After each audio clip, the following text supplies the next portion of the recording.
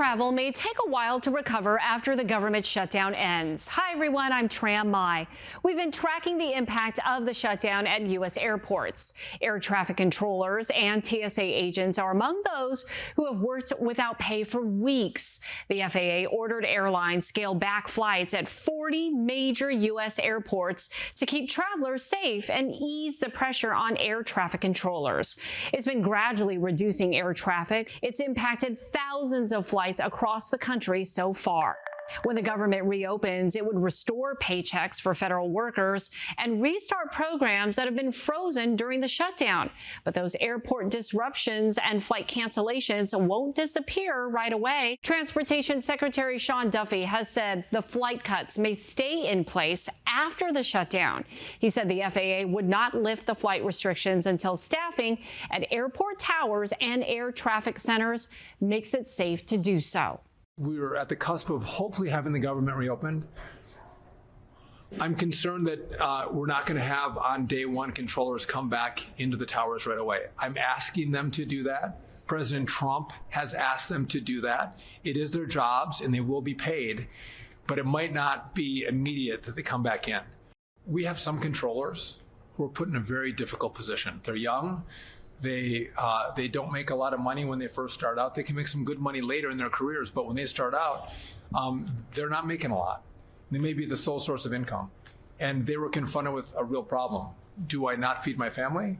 Or do I try to find another pathway to put food on the table? And that was very real. Some air traffic controllers called in sick during the shutdown in protest. Others took time off to take on second jobs to support their families. Duffy says he expects air traffic controllers would get 70% of their back pay within 48 hours of the government reopening. It took more than 2 months for them to receive full back pay after the 35-day shutdown that happened back in 2019. The FAA was already seeing a shortage of about 3,000 controllers nationwide even before this shutdown. And now there's fear some may not even want to return to the job when the shutdown ends. Miguel Octavio has more details. We just got to find something to do. Hundreds of flights. We got to find something better. One message from passengers. Just wish they would have fixed it sooner. I think it's just really frustrating for everyone involved. DeAndre Merrick says he won't travel this holiday season. Just because of the cuts. Yeah, I know prices are going to be high, especially come holidays. And that's when things could get worse. Aviation expert Mark Weinkrantz expects after a deal, air traffic controllers may decide not to return. The problem is really going to manifest when we see how many people were fed up and said it's hard hours, it's a lot of work, it's stressful, and now they're not going to pay me. No American should ever be forced to work without a paycheck. The transportation secretary says 15 to 20 controllers are retiring each day. President Donald Trump posted on Truth Social telling them to get back to work or face pay cuts. He also suggested a $10,000 bonus for those who stay. We will continue to work with the administration. We'll continue to fight for it. For now, passengers say Congress needs to put people first. And just think about the people. Like, don't think about your pockets. Think about the people. Please. Airlines would need some time to readjust whenever the FAA's flight cuts are lifted. Many planes were rerouted and aren't where they're supposed to be. Make sure to keep checking your flight status before you head to the airport. Some airlines are also offering solutions, saying you can change your flight for free or get a full refund on a canceled flight. Millions of people at airports around the country have been affected by those delays and cancellations. Shalima Maharaj spoke to travelers in Colorado.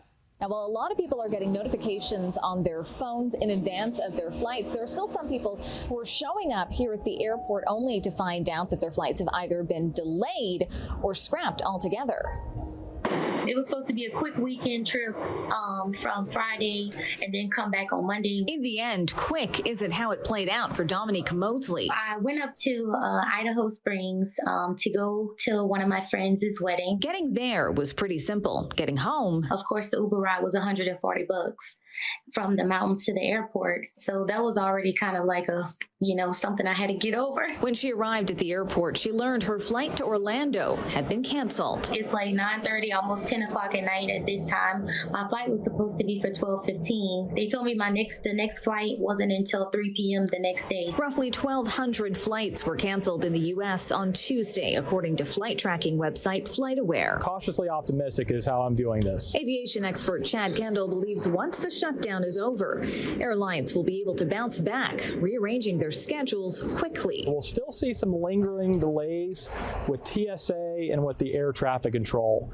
They're going to have to reassess their capacity, how many personnel they have at checkpoints, who they lost during the shutdown. He says passengers should anticipate some delays. I look at it like a traffic accident on I-25. The accident's cleared, but there's still a lot of traffic. As for Dominique Mosley, she's home at last. Between meals, Uber rides, and a hotel stay, she says she spent around $500. I didn't realize how the government shutdown was affecting everybody out there until it happened to me. So I think that more people should be mindful, including myself.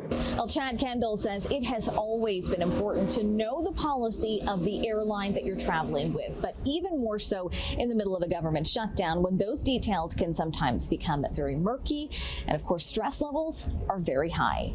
Reporting from DIA, Shalima Maharaj, 9 News. It seems more travelers may be hitting the road. Rental car companies are seeing a spike in one-way rentals. Hertz has reported they're up 20% as people look for backup plans amid the flight cuts. Some people are also choosing to travel by train instead. Tom George reports from North Carolina. Verlissa Brown from Florida wasn't expecting to be at Raleigh's Union Station right now, but after losing her brother up north, the train was the only way to make it to his funeral. It's too much happening now.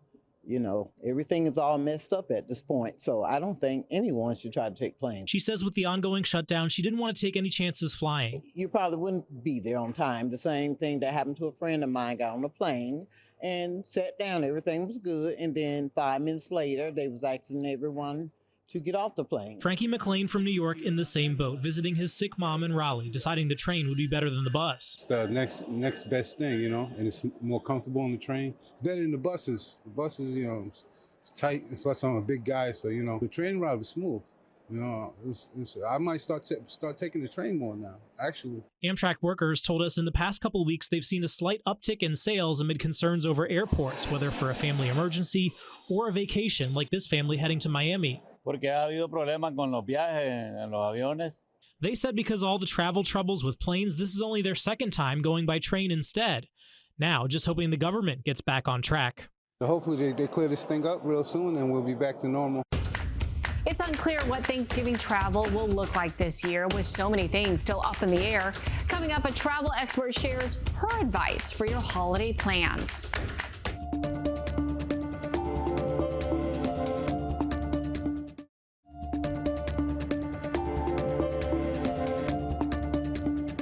My Frontier flight, first it was delayed and then it got canceled completely. So now I have to wait a whole another day. They're only sending out one flight a day for Frontier. So that's where I'm at. Exhausted, tired. I'm trying to keep my hopes up, really. So, yeah, I'm tired. I will never travel again. If I travel again, I will drive. Because I don't trust any airports. I don't trust any of this stuff anymore. I have totally lost faith in whatever it is, the system. I don't see travel going from 0 to 100 overnight. I think it is going to take a few days or weeks to get back to the normal travel pattern and get all people in place to make travel safe again. Travelers there voicing their frustrations and concerns as the government shutdown forced the FAA to scale back flights. Many people are keeping an eye on the situation at airports. Some may even be wondering what to do about holiday travel plans. Lauren Scafidi with our station in Denver spoke to a travel expert for tips. Joining me to share some advice, we have Juliana Brosti, or Traveling Jules. Thanks so much for being here today. Of course. Thanks for having me, Lauren. Absolutely. So what should we plan for the holidays? I mean, we're seeing all these delays and cancellations. What do you think? Right. Travel is always a little bit stressful and hectic because you just never know. And during the holidays, there are so many more people, trying to squeeze in a trip in the same period of time. So really just planning extra time. You can never have too much time, an extra hour to get there early. Download your airlines app so you have up-to-the-date information right there in your hand. And especially you can check on, Denver International Airport's website, the TSA wait times, so you can know what to expect, if it's a long wait or an even longer wait. That's really good advice for people who already have their tickets, because now it's mid-November, people already have their tickets. They're like, we're going. Right. I know. We got our fingers crossed. I mean, again, you just want to be prepared for anything and be flexible. I am a big fan. If you already have your ticket, you might want to consider having a second ticket, just maybe a refundable, or maybe buy one on points that you can always get your points back. That way you have double the opportunity to get to the destination so that you're not stressed, and a little bit more flexibility. So that's something I've practiced many times. I often buy one-way tickets so that if one direction is affected, you're not being punished for a price increase on the other half. So just look into if two one-way tickets is the same price as a round trip, and then you can keep extra flexibility. If you can see the wheels turning in my head right now, I'm taking all of the notes because that's such good advice. Those are great ideas. Another idea that people are having right now is to just drive. What do you think about that? Yeah, I mean, you can never, have more independence and freedom than when you're behind the wheel. And just if you have the time, you can always find delightful experiences along the way. You might find a cool stop, or just some attraction that you've always wanted to visit. But it does, sometimes when you look into the total travel time, when you go to the airport early, you look into, waiting for your baggage and all of the extra time, sometimes driving is a great resource.